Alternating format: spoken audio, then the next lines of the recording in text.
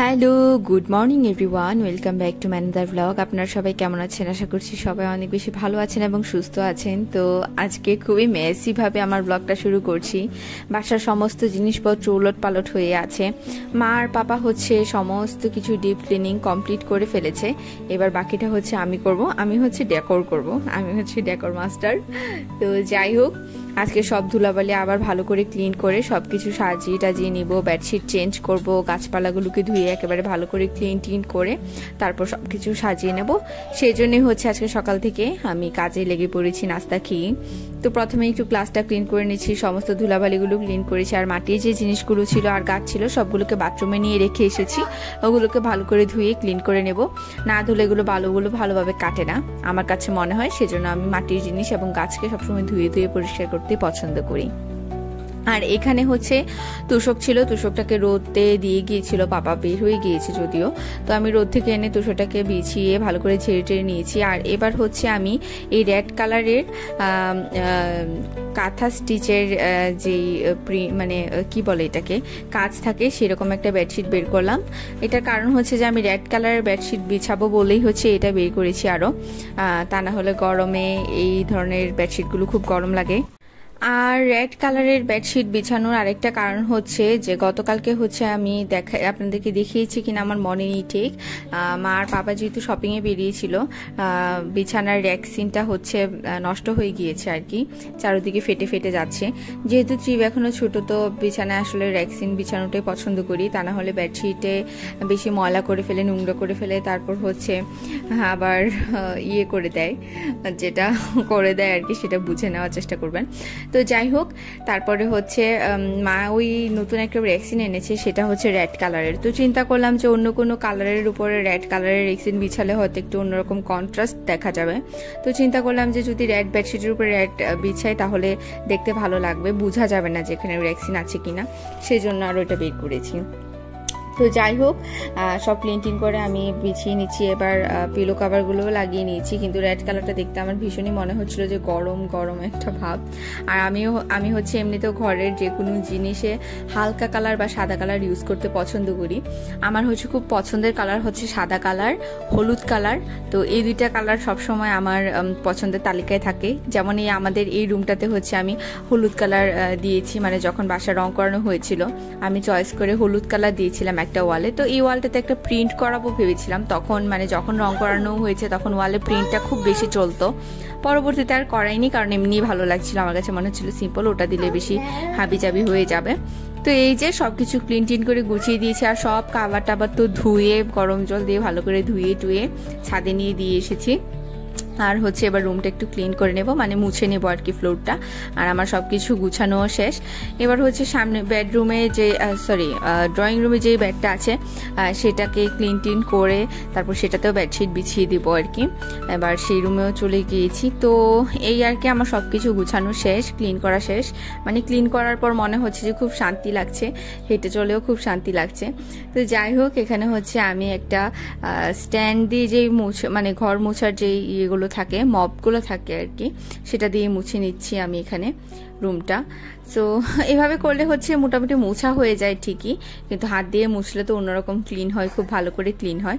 তো তারপরে জাস্ট একটু মোছা লাগবে বলেই হচ্ছে মুছে নিচ্ছি এই আর কি। আর ক্লিনিংটা হচ্ছে পরবর্তীতে লাইজল টাইজল দিয়ে মা ক্লিন করবে বা আমি ক্লিন করবো বা যেই ক্লিন করবে। তো তারপরে হচ্ছে এরই মধ্যে আমার একটা কল এসেছে, আমার একটা পার্সেল আসছে। তো পহেলা বৈশাখ উপলক্ষে হচ্ছে আমি দুইটা ড্রেস অর্ডার করেছিলাম, ওগুলো আসছে। আর একটা শাড়ি ছিল গিফট পেয়েছিলাম। তো ওইটা লাল সাদা ছিল বলে হচ্ছে চিন্তা করেছি যে লাল সাদা শাড়িটাই পরবো পহেলা বৈশাখে, সেজন্য ব্লাউজও বানাতে দিয়ে চলে এসেছি। তো এই যে আমি ড্রয়িং রুমে হচ্ছে বেডশিট চেঞ্জও করে ফেলেছি, ভিডিও করতে ভুলে গিয়েছিলাম কাজের চাপে। তো যাই হোক, সেটা দেখানো হয়নি। তো চেঞ্জ করতে আমার পার্সেলটা আবার আমার বোন রিসিভ করে ফেলেছে। আর এই তো পরবর্তীতে আমি দেখিয়ে দিব আমি কি শপিং করেছি, কি বানিয়েছি বা কি। আসলে মন মতো কিছু শপিং করতে পারিনি, এখনো শপিং বাকি আছে, যেহেতু সামনে পরীক্ষা এবং সবকিছু মিলিয়ে একটা চাপের মধ্যে দিয়ে যাচ্ছি। এখন আর আমি শপিং এর দিকে ঝুঁকছি না, পরবর্তীতে যা যা দরকার সেটা করব। জাস্ট ট্রিপের জন্য প্রয়োজনীয় ছিল বলে ট্রিপেরটা প্রথমে করে নিয়েছি শপিং, কারণ বাচ্চা মানুষ তো দেখা যায় যে ওদের আসলে কিছুদিন পর পরই শপিং করতে হয়। আর ট্রিপের হচ্ছে যে মানে ওজন না বাড়লেও উপর দিকে সে ভালোই বেড়ে যাচ্ছে আর কি, তো সেই জন্য ওর জিনিস ছোট হয়ে যায়, লুজটা লুজই থাকে বাট হচ্ছে ছোট হয়ে যায়, হাইটের দিক থেকে ছোট হয়ে যায় আর কি। তো যাই হোক, এখানে হচ্ছে তারপর সব বিকালের দিকে একটু রেস্ট করে নিয়েছিলাম। আর এখানে হচ্ছে আমার বোন ঘুম থেকে উঠে দেখি নুডলস বানিয়েছে, নুডলস বানিয়ে আমার জন্য আর ওর জন্য নিয়ে এসেছে। আর ট্রিপ ওখানে ওর ভাইদের সাথে দুষ্টামি করছে, আর আমরা এখানে নুডলস খাচ্ছি বসে বসে।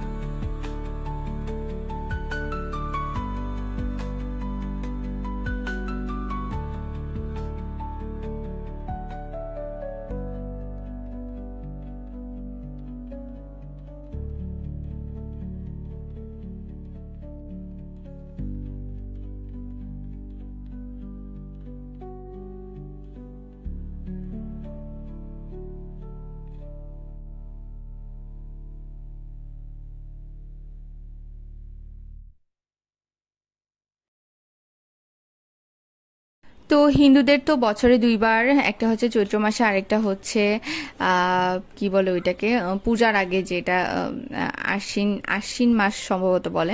তো তখনের যে ক্লিনিং, এই দুইবারের ক্লিনিংটা একেবারে মানে যা তা অবস্থা, সবকিছু ক্লিন করতে হয়, মানে মাথা গরম হয়ে যাওয়ার মতো পরিস্থিতি।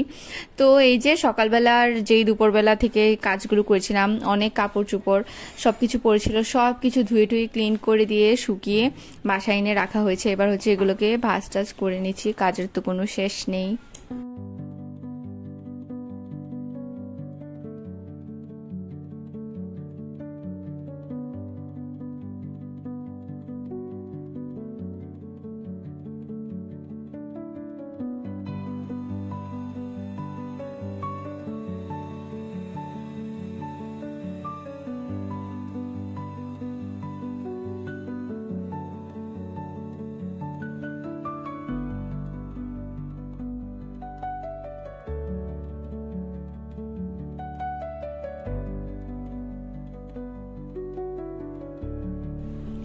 আর এখান দিয়ে হচ্ছে বালিশের যে কাভারগুলো ধুয়ে টুয়ে দেওয়া হয়েছিল ওগুলো শুকিয়ে গিয়েছে। এবার হচ্ছে বালিশের কাভারগুলো আবার লাগিয়ে নিচ্ছি, অন্য কোনো বালিশের কাভার আর লাগেনি, এগুলোই লাগিয়ে নিচ্ছি, কারণ এগুলো মোটামুটি নষ্ট হয়ে যাচ্ছে। তো ভাবলাম যে এবার ইউজ করে ফেলে দেব, নতুন কিছু কিনে নিয়ে আসবো, সেজন্য হচ্ছে আর অন্যগুলো বিছাইনি, এগুলোকে একবারে ব্যবহার করে ফেলে দেওয়ার মতো অবস্থা হয়ে গিয়েছে আর কি। তো এই করতে করতে ত্রিভো আমার পাশে চলে এসেছে, এসে হচ্ছে দেখছে যে মা কি করছে। এগুলো দেখে তো মানে সে একেবারে খুশিতে পাগল পাড়া দিশে হারা, মানে বড়রা যখন কোনো একটা কাজ টাজ করতে নেয় সে হচ্ছে পাগল হয়ে যায়, এগুলো নিয়ে খুব দুষ্টামি করে। তো ওরগুলো দেখলে হচ্ছে আমার ছোটবেলার কথা মনে পড়ে যায়। ছোটবেলা দেখতাম মা আর পাপা যখন সবকিছু এরকম ক্লিন টিন করার জন্য বেড টের করতো, মানে আমি আর আমার বোন পাগল হয়ে যেতাম, এটা ধরতাম ওইটা ধরতাম, যতই না করতো তাও তাই করতাম। আর ট্রিপ এই যে দেখেন কি দুষ্টামি করেছে আমার সাথে। তারপরে এখানে হচ্ছে ট্রিপের ভাইকে সে বিছানাতে উঠিয়ে দিয়েছে টিকটিকি ধরার জন্য। টিকটিকি দেখে অনেকক্ষণ চিৎকার চেঁচামেচি করছিল, তো এরপরে হচ্ছে বিছানাতে উঠিয়ে দিয়েছে যে টিকটিকিটা ধরে যেন এনে দেয় সেই জন্য। তো যাই হোক, মা গিয়েছে টিকটিকি, মা ওর কথা শুনে শুনে টিকটিকি ধরতে গিয়েছিল, তো টিকটিকি তো আর ধরতে পারেনি, টিকটিকি পালিয়ে গিয়েছে, টিকটিকি তো আর ধরা দিবে না, সেটাই স্বাভাবিক। আর এখানে হচ্ছে সাত্বিকা ডিম ভাজি করে নিচ্ছে, রাতের বেলা আমরা ডিম ভাজি দিয়ে ভাত খাবো বলে। তো রান্নাঘরটা আপনাদেরকে একটু দেখাই, রান্নাঘরটাও মা ক্লিন করছে। রান্নাঘরটা তো ক্লিন করা সব থেকে বেশি কঠিন বলে মনে হয় আমার, কারণ এত বেশি আঠা টাটা হয়ে যায়, তারপর খুঁটিনাটি অনেক জিনিস থাকে রান্নাঘরের মধ্যে, তো এগুলো ক্লিন করা আসলে খুব একটা কষ্টসাধ্য ব্যাপার। এই যে গাছ টাছগুলো মাছকে ক্লিন টিন করে রেখেছে, যদিও এগুলো আমি রেখেছিলাম, কিন্তু রাখার পরে আমি ভুলে গিয়েছি, এগুলোর আর কোনো যত্ন টত্ন নেইনি, মাই সবকিছু যত্ন নেয়। এই যে এগুলো ক্লিন করেছে, এখানে পিতলের কলসিটাও সুন্দর করে ক্লিন করেছে। তারপর হচ্ছে ডাইনিং কাভারটাও বেশ ময়লা হয়ে গিয়েছিল, তো এটাও সুন্দর করে ক্লিন করেছে। এখনো অনেক ক্লিন করা বাকি, যেমন কিচেন হুডটা ক্লিন করতে হবে, তারপর জানালাগুলোতে আঠা হয়েছে ওগুলো ক্লিন করতে হবে, গ্রিলগুলোকে ক্লিন করতে হবে, কারণ গ্রিলের মধ্যে অনেক আঠা জমে গিয়েছে। আর নতুন তো র্যাক এনেছে, এগুলোকে আগেই ক্লিন টিন করে সবকিছু সাজিয়ে নিয়েছি আর কি। আর এই যে রাতের বাইরেটা কেমন লাগছে দেখেন।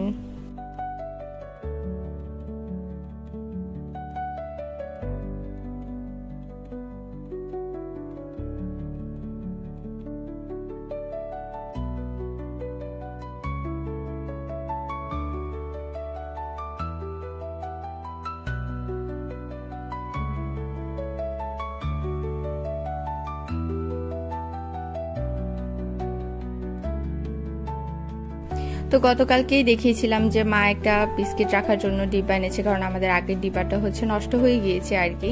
আর এই যে আমি এখানে ভিডিও করছিলাম, আমার বোন হচ্ছে এসে ও হাত দিয়ে আমাকে এগুলো দেখাচ্ছে। তো আমি রাগ করে ফেলেছিলাম যে কেন আমার ভিডিওর সামনে সে হাতটা দেখালো। তো এরপর হচ্ছে আমি ওকে মারতে যাচ্ছি, সে হচ্ছে ডিম ভাজতে ভাজতে দুষ্টামি করছে আমার সাথে, আমি ওকে মারলাম। আর সে হচ্ছে আবার আমাকে গরম খুন্তি দেখাচ্ছে, গরম খুন্তি লাগিয়ে দেবে। তো যাই হোক, মারপিট করে হচ্ছে আবার এসে এখানে বসেছিলাম।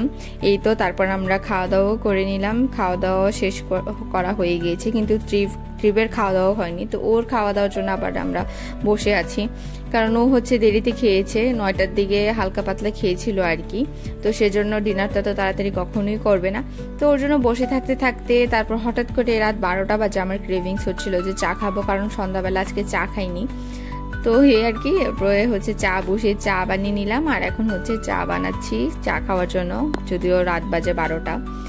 তো চাটা বানিয়ে নিলাম। আর ওখান দিয়ে তো ট্রিপ হচ্ছে ট্রিপের মতো করে খেলেই যাচ্ছে, ওর তো খাওয়ারও কোনো খবর নেই, ঘুমেরও কোনো খবর নেই। আর এই তো আমিও বসে থাকি ওর পিছনে পিছনে। তো এই আর কি, এভাবে করে আজকে দিনটা কেটে গেল। কাজ টাজ নিয়ে অনেক বেশি ব্যস্ত ছিলাম, খুব বেশি কিছু দেখাতে পারিনি বা শেয়ার করতে পারিনি। আসলে অনেক কাজই করেছি, সবকিছু আসলে ভিডিও করা, তারপরে আবার এগুলোকে কাজ করে মেনটেন করা খুব বেশি কঠিন হয়ে যায় আর কি। মানে এমনিতে কাজ করলে একটা ফ্লোতে চলে, কিন্তু একবার ক্যামেরা ধরো, ভিডিও করো, তারপর আবার সেটাকে কাজ করো, ক্লিন করো, আসলে একটু কষ্ট হয়ে যায়। সেজন্য তাড়াতাড়ি করার জন্যই হচ্ছে ভিডিও করিনি। তারপরে অনেকটা সময়ই লেগে গিয়েছিল কাজ টাজ কমপ্লিট করতে। তো যাই হোক, এই যে ট্রিপ এত রাতেও হচ্ছে সে খেলেই যাচ্ছে 2টা টপ দিয়ে। তো এই আর কি, এভাবে করে দিনটা কাটলো। তো আজকের ব্লগটা এই পর্যন্তই থাকছে। আমার ব্লগগুলো কেমন লেগেছে অবশ্যই কমেন্ট করে জানাবেন। যদি ভালো লেগে থাকে তাহলে অবশ্যই সাবস্ক্রাইব করবেন, বেল আইকনে প্রেস করতে ভুলবেন না। যারা অলরেডি সাবস্ক্রাইব করেছেন তাদেরকে অসংখ্য ধন্যবাদ। দেখা হচ্ছে নেক্সট ব্লগে। Till then, tata.